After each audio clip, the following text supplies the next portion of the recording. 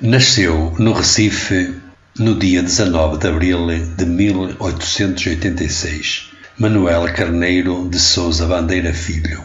Tornou-se um dos maiores nomes da literatura brasileira. Os temas mais comuns da sua obra são a paixão pela vida, a morte, o amor, o erotismo, a solidão, o cotidiano e a infância. Foi um dos maiores representantes da primeira fase do modernismo. Ainda jovem, mudou-se para São Paulo e em 1903 começou o curso de arquitetura na Escola Politécnica. Por causa de uma tuberculose, um ano depois interrompeu os estudos e mudou-se para o Rio de Janeiro, tendo ido depois para parar à Suíça para tratar da sua doença.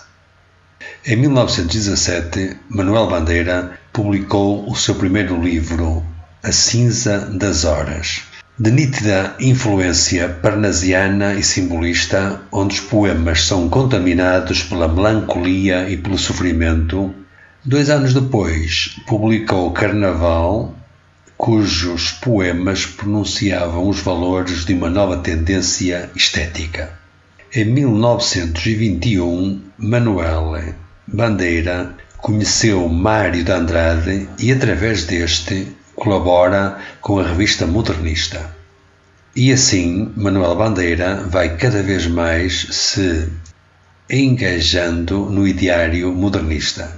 Em 1924, publica Ritmo Dissoluto e, a partir de 1925, escreve crónicas para jornais onde faz críticas de cinema e música. Em 1930 publica Libertinagem, obra de plena maturidade modernista, onde se destacam vários poemas famosíssimos seus. Foi como poeta que Manuel Bandeira conquistou a sua posição de relevo na literatura brasileira. Dedicou-se também à prosa, crónicas e memórias, e em 1938 Manuel Bandeira foi nomeado professor de literatura do Colégio Pedro II. Em 1940 foi eleito para a Academia Brasileira de Letras, ocupando a cadeira do número 24. Em 1943 foi nomeado professor de literatura hispano-americana da Faculdade Nacional de Filosofia. Manuel Bandeira faleceu no Rio de Janeiro no dia 13 de outubro de 1968.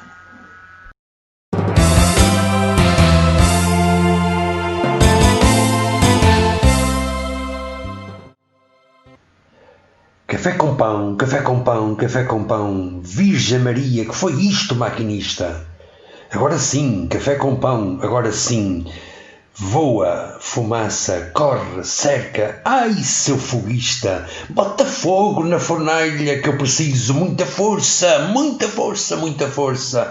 Oh, foge bicho, foge povo, passa ponte, passa posta, passa pasto, passa boi, passa boiada, passa galho de engazeira debruçada no riacho, que vontade de cantar. Oh, quando me prenderam no canavial, cada pé de cana era um oficial. Oh, menina bonita de vestido verde, me dá a tua boca para matar a minha sede. Oh, vou-me embora, não gosto daqui, nasci no sertão, sou de Auricuri. Vou depressa, vou correndo, vou na toda, que só levo pouca gente, pouca gente, pouca gente.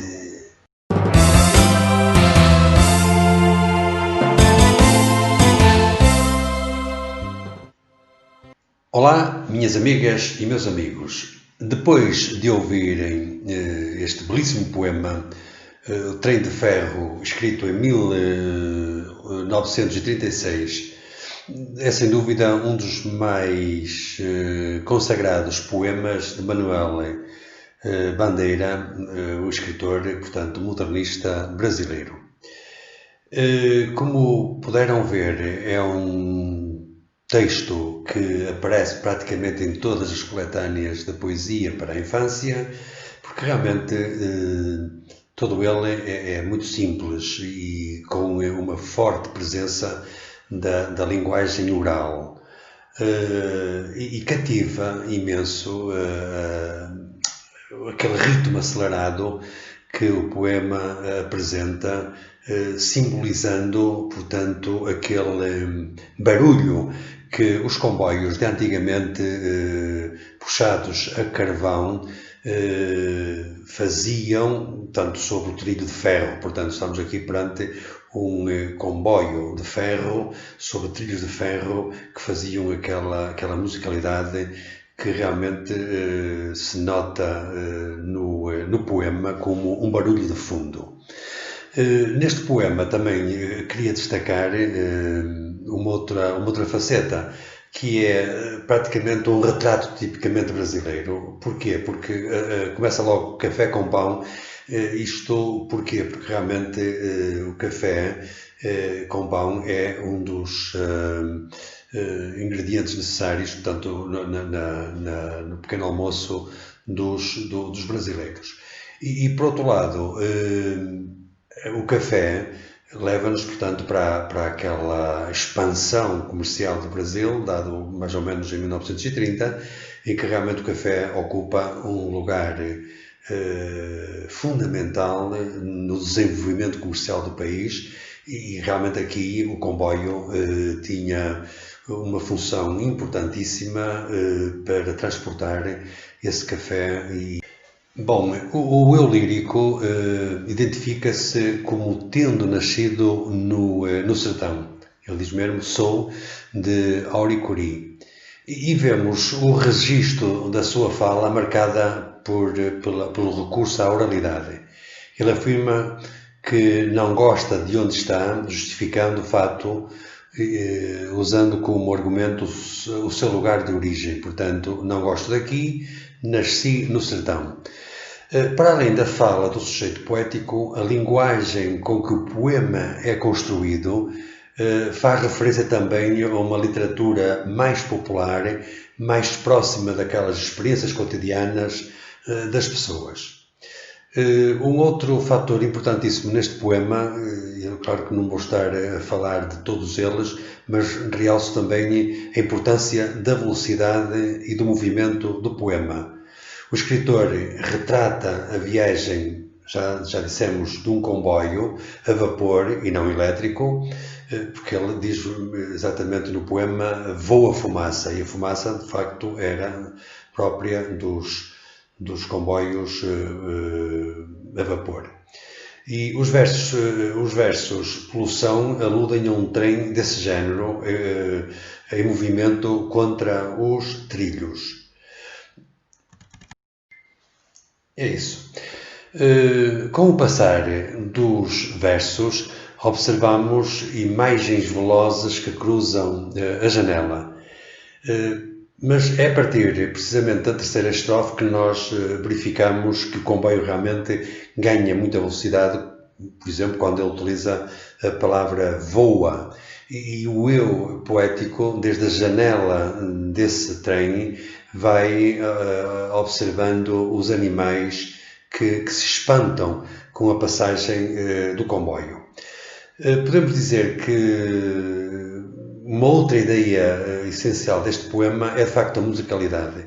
A criação de Manuel de Bandeira é essencialmente marcada, e neste poema nota-se nitidamente, por uma musicalidade que dá uma beleza espetacular a este poema.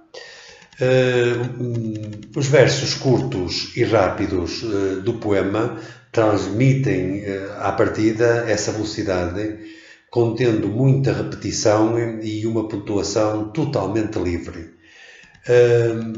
Em Trem de Ferro encontramos essa linguagem, como já disse acima, essa linguagem cotidiana, muito caracterizada pela presença de uma oralidade, de um falante do interior.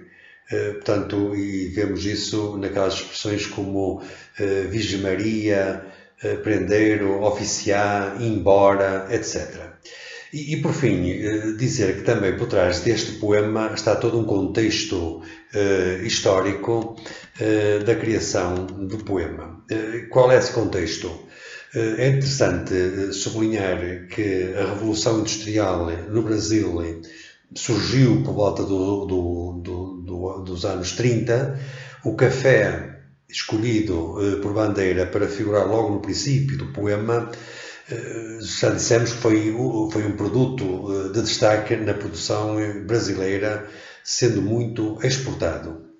Os trens tinham uma importância crucial nesse contexto, porque eram responsáveis por escoar a produção dos centros produtores rumo às cidades e aos portos de onde saíam do Brasil. Além de ser um belo exemplar lírico que cativa o leitor, este poema Trem de Ferro é também, podemos dizer, um retrato da sociedade do tempo do poeta. E com isto podemos dizer muitas mais coisas, mas trata-se realmente de um poema muito ritmado, com muito ritmo, com muita musicalidade, facilmente transposto para a canção, mas mesmo assim destaca-se aqui, portanto,